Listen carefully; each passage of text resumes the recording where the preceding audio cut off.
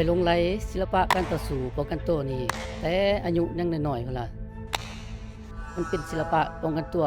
ประจำศาสตร์ของเขาเอง อยากเผยแพร่ให้วัยรุ่นรู้จักมวยลาวให้หลายขึ้น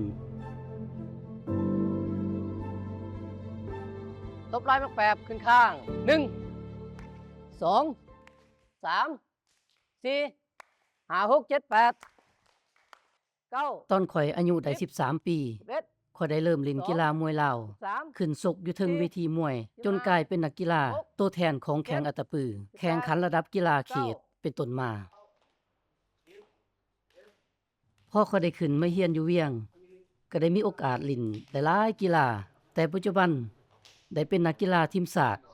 กีฬาโววินามและมวยลาว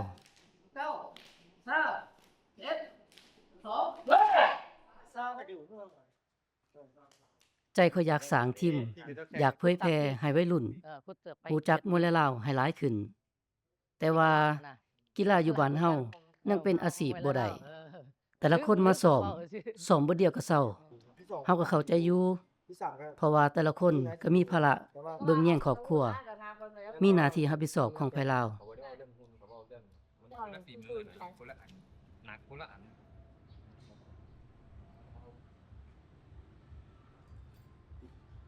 อาจารย์ก้อยต่อไปน้องซีบ่ได้มาเรียนนำมาเด้อพอดีข้ามีครอบครัวหน่อยนึงนะอาจารย์ว่าบ่เป็นหยังถ้ามีโอกาสข้างหน้ามาใหม่เด้อเจ้าขอบใจอาจารย์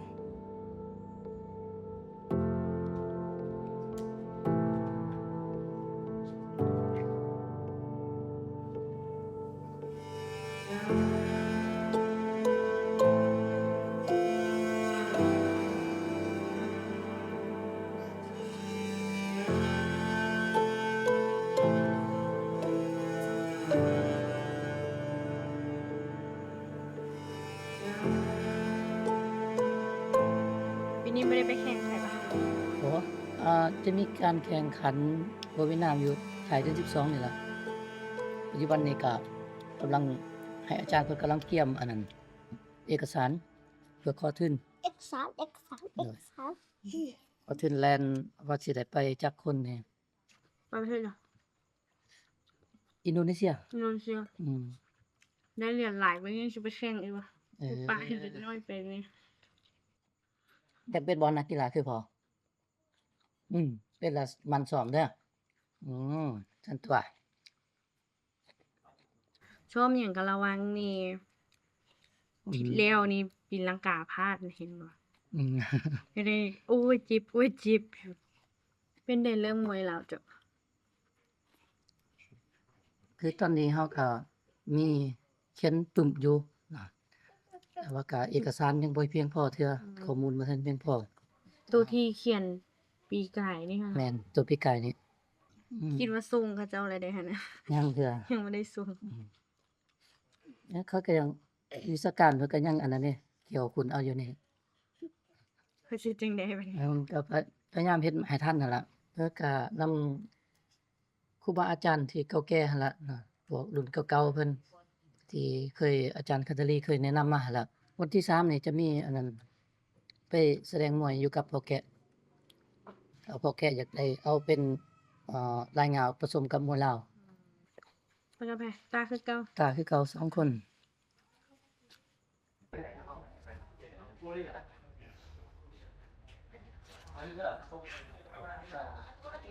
ผ่านมามวยลาวเฮาก็พบมีการเคลื่อนไหวและมีการแข่งขันทั้งภายในและต่างประเทศคือในปี 2014 ได้มีการแข่งขันกีฬาแห่งชาติครั้งที่1อยู่แขวงอุดมไซและครั้งที่2อยู่แขวงสิงขวางในปี 2002เฮาก็ได้ถูกเลือกให้เป็นครูฝึกและกรรมการทั้งเป็นผู้รับผิดชอบก่อนกำลังการแสดงมวยลาวตั้งแต่ปี 2013 เป็นต้นมามวยลาวเฮาได้เป็นสมาชิกศิลปะต่อสู้ป้องกันตัวโลกทางสหพันธ์มวยลาวและพวกเฮาก็ได้นำเอามวยลาวไปแข่งขันอยู่ในงานศิลปะต่อสู้ป้องกันตัวโลกที่ประเทศเกาหลีใต้ตอนนั้นพวกเฮาสามารถได้อันดับที่3และรางวัล Popular Vote อีก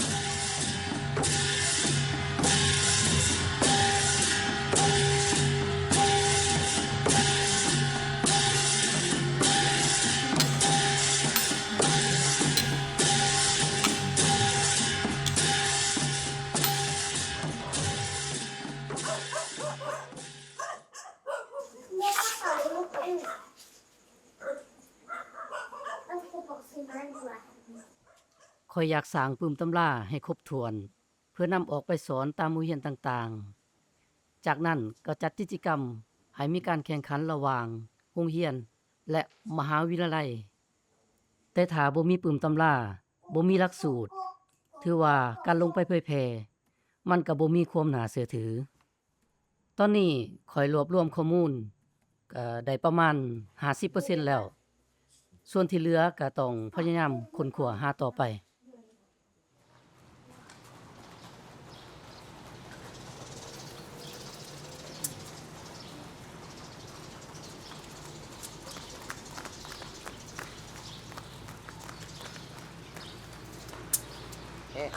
อันนี้แถว2แถว วันนี้เราจะได้เรียนเกี่ยวกับมวยและลาวพื้นเมือง ประวัติก็เป็นมาของมวยลาวพื้นเมืองนี่ก็เริ่มจากบรรพบุรุษเฮาได้สืบทอดต่อๆกันมาท่าต่างๆนี่ถอดแบบออกมาจากสัตว์สาวสิ่งต่างๆ แล้วมาเป็นไหมมวย มวยและลาวแม่นศิลปะต่อสู้ป้องกันตัวของคนลาวโบราณหรือเอิ้นว่ามวยลาวพื้นเมือง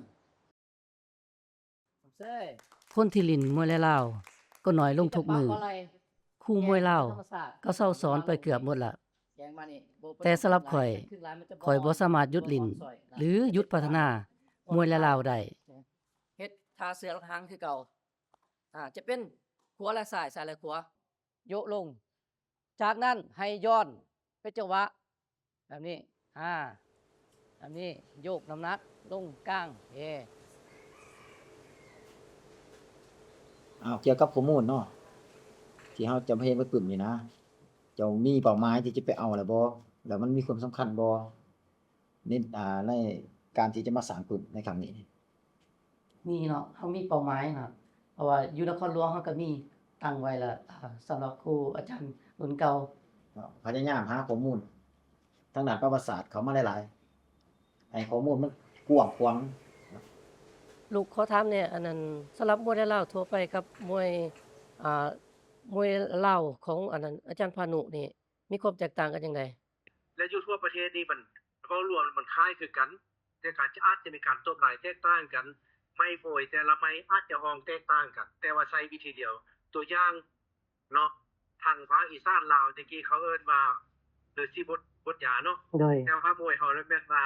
หนุมานตอกลีบสินะชื่อมันจะคล้ายๆรวมๆกันเลยลูกมานี่บ่ได้ท้อนโฮมกันอยู่ทั่วประเทศน่ะย้อนเขามีไล่อาจารย์ไล่ท้องถิ่นเผ่าลาวเป็นเผ่าผสมไล่เผ่านี่แต่มวยพื้นเมืองนี่มันเป็นเอกลักษณ์ของท้องถิ่นเป็นการต่อสู้ป้องกันตัวป้องกันศาสตร์ของแต่ละประเทศโดยประกอบเงาประกอบอาวุธโบราณอันนี้เป็นมวยพื้นเมืองเนาะอันนี้เด้อแต่สร้างรวมแล้วก็คือว่าให้เข้าใจว่ามวยกีฬาปัจจุบันดูเชิงเวทีมีกติกามีอะไรเนี่ยเป็นมวยกีฬาแต่ว่าในใส่ป้องกันตัวแบบโบราณแต่ละประเทศอาเซียนจะแตกต่างกันเวลาจะไปแข่งกันมันต้องมีระเบียบของประเทศใดประเทศหนึ่งของอาเซียนเข้ามาจะเป็นกลาง อันตอนนี้ตอนนี้ลูกกำลังเขียนอันนั้นปึ้มแบบเรียนหรือว่าปึ้มตำราขึ้นใหม่เนาะ โอ้ตำรานี่ที่จริงตะกี้อยู่นำพ่อเนาะมันคือพ่อสอนญาติกระทรวงศึกษายังอยู่พ่อนั่นนั่นไอ้พ่อละตำราตัวนี้ไอ้พ่อก็ได้เขียนอยู่เนี่ยพระนงปุ้งแต่ก็บ่ฮู้แล้วบัดนี้นี่ตำราเดิมมันจะอยู่นำพานุที่เป็นอาจารย์มวยและลาวอยู่โรงพยาบาลนั่นแหละซึ่งพานุวีรจิตว่าตำราตัวนี้ท่านพ่อน่ะเป็นคนเขียนอาจารย์พ่อเจ้านี่น่ะได้เอาไปส่งคืนให้พานุแล้วคันลูกจะได้ตรวจสภาพเพื่อเป็นบทดีในการที่เขียนลูกติดต่อกับพ่อพานุเด้อ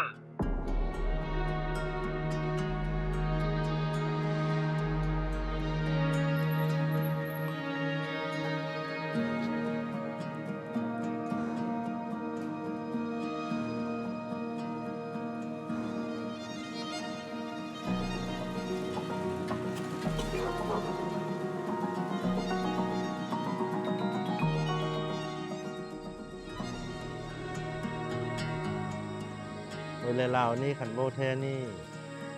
เพิ่นนี่มันเฮียนนำพ่อเนาะคืออาจารย์ศิสุพรรณเนาะสอนให้มาแล้วจากนั้นก็เป็นยงความมักตอนสมัยนั้นเป็นอาจารย์ชิ่งคำเพิ่นเราอยู่กีฬาเนาะเราเอามวยไปเคลื่อนไหว เอิ้นไปเคลื่อนไหวช่วยซั่นซะอยู่กีฬาหั่นแล้วก็ทางเรียนนำลาวได้นั่นแหละเรียนได้แล้วก็ทั้งเรียนทั้งสอนเนาะเพราะว่าระยะนั้นล่ะกีฬามวยประเภทอันศิลปะมวยลายลาวพื้นบ้านอันนี้นั้นมันบ่ทันมีเนาะ มาในเทื่อนี้แล้วก็มีพ่อคันทลีแนะนำมาว่ามาหาพ่อ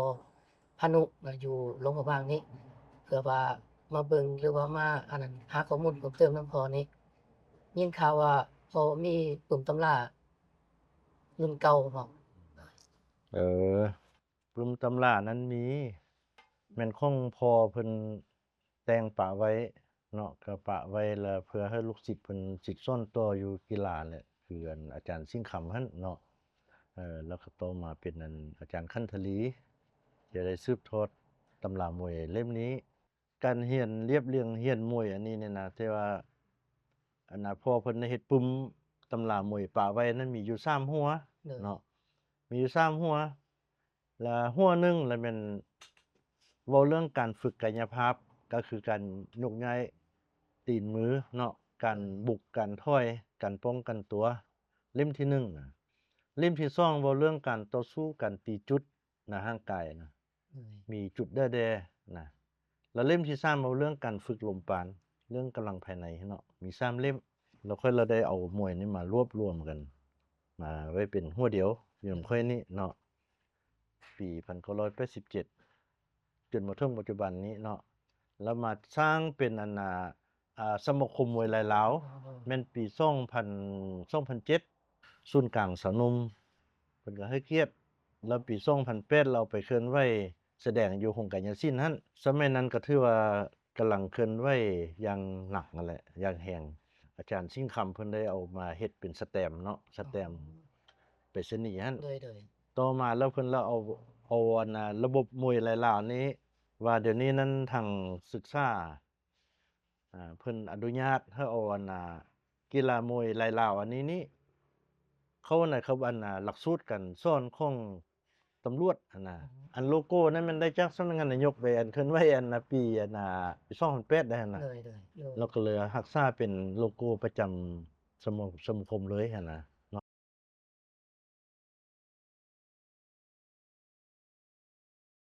อันนี้เป็นมวยลายล้าวสมัยบูหารที่เพิ่นมันก็ได้มีการแข่งขันกันแตะกี้เพิ่นนั้นสมัยเตียวพระพุ่นเนาะบ่ทันมีอันน่ะสงคาซันสุบนวมใส่กันนะบ่ทันมีเทื่ออันนี้แหละเป็นมวยอันน่ะมือเป่านุ่งผ้าเตียวตีกันอันนี้นะแต่สมัยเก่าค่อยก็บ่เกิดเทื่อดอกแต่สมัยฝรั่งพุ่นนี่ โดย นี่นี่มันครูมวยเพิ่นเอามาเทื่อมารองรับมวยหลายลาวเป็นมวยประจำชาติเลย โดย แม่นลุงพูนมีเพิ่นเป็นรัฐมนตรีวางแล้วเพิ่นเอามาประกาศให้ฟื้นฟูมวยหลายลาวเด้ตัวนี้นะเนาะให้เพิ่นเฮ็ดหนังสือแจ้งการเฮ็ดข้อตกลงออกสมัยนั้นน่ะแม่นอาจารย์กลกันเป็นหัวหน้ากรมกีฬานะแล้วอันอาจารย์สิงห์คำนี่เป็นครูมวยประวัติความเป็นมาของมวย ก่อนเฮาสิตั้งชื่อเป็นมวยลายลาวแบบเทพพิสุทธิ์สินนั้นเนาะมวยมันต้องบ่การฝึกพื้นฐานการเคลื่อนที่และเปลี่ยนท่าในทิศทางการต่อสู้เนี่ยนี่เป็นบัดกาวแรกที่เฮาเข้าถึงมวยลายลาวเพิ่นจะเขียนเรียบเรียงอยู่นี่หมดอืม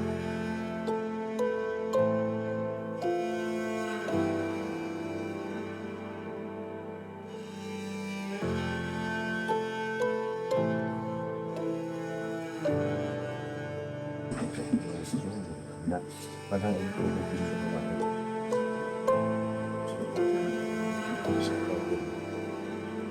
สิต่อซึ่งสร้างสิ่งลำบากขึ้นเลยให้สุดให้ลูกให้ปู่ให้ไปให้คนอื่น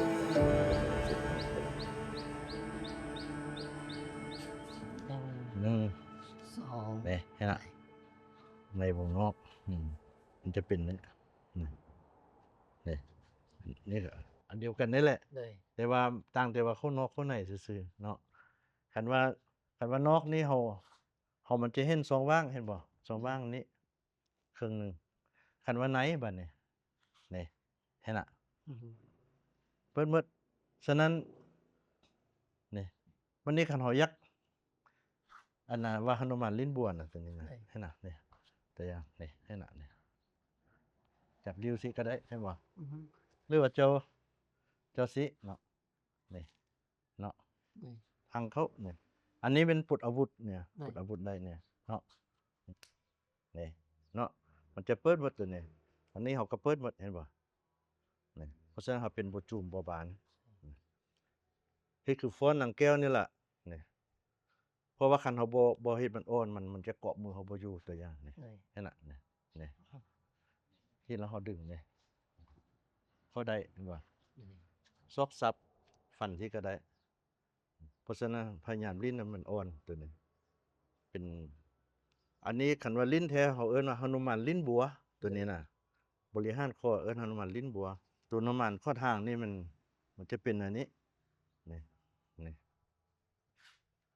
เนาะนี่ยืดหดยืดเนาะหดยืด1 2เต้นเข้านี่น่ะซืบตีน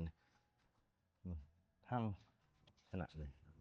เอาแบกขานนี่ เลย มาแล้วเห็นน่ะข้างนี้เพิ่นเข้าลังสิ เลย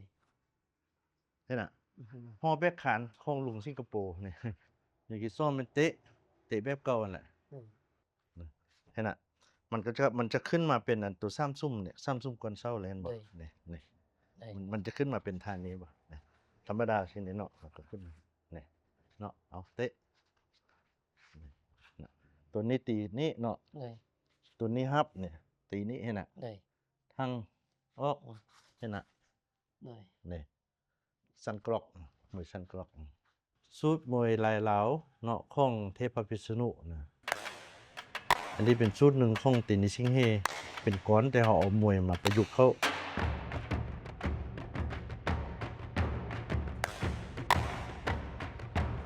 ต้นตัวคูนี้มีพิษงูห้อมการปองและทำฐาน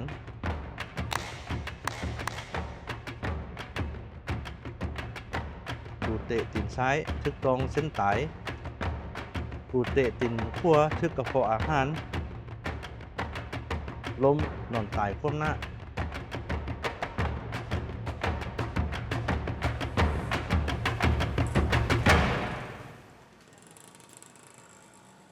มาเบิ่งโดยรวมแล้วถือว่าเห็นดีเป็นเอกภาพ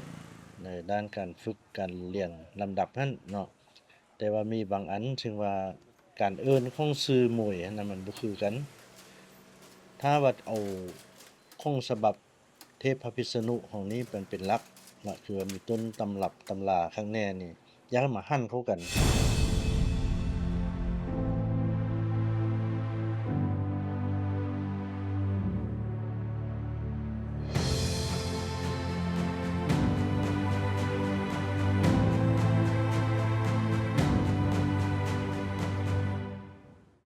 มื้อนี้เฮาสิมาเรียนมวยลาวแบบเทพพระพิษณุสิทธิ์นบตบมือการมวย ดังคำก้อนที่ว่า ลบเป็นปีกหลีกเป็นหางมวยลาวมันได้ต่อยอดให้ข่อยได้มีสุขภาพที่แข็งแรงและอีกอย่างต่อยอดทางด้านอาชีพ เป็นทางด้านการแสดงไปสู่งานต่างๆ และก็เป็นผู้สอนวิชาพละศึกษาอีกด้วย ต่อไปนี้เวลาข่อยไปสอนก็บ่ย่านหยัง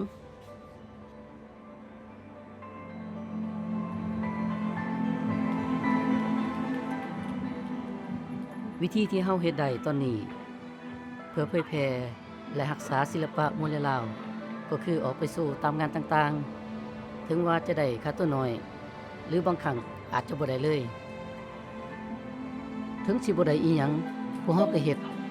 เพราะว่าอยากให้มวยลาวนี้ได้มีการเคลื่อนไหวและอยากให้ทุกคนได้เห็นหลายๆ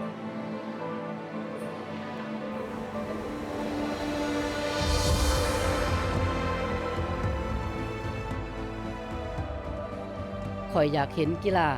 มวยลาวพื้นเมืองของเฮานี้บรรจุเขาในการแข่งขันระดับนานาชาติ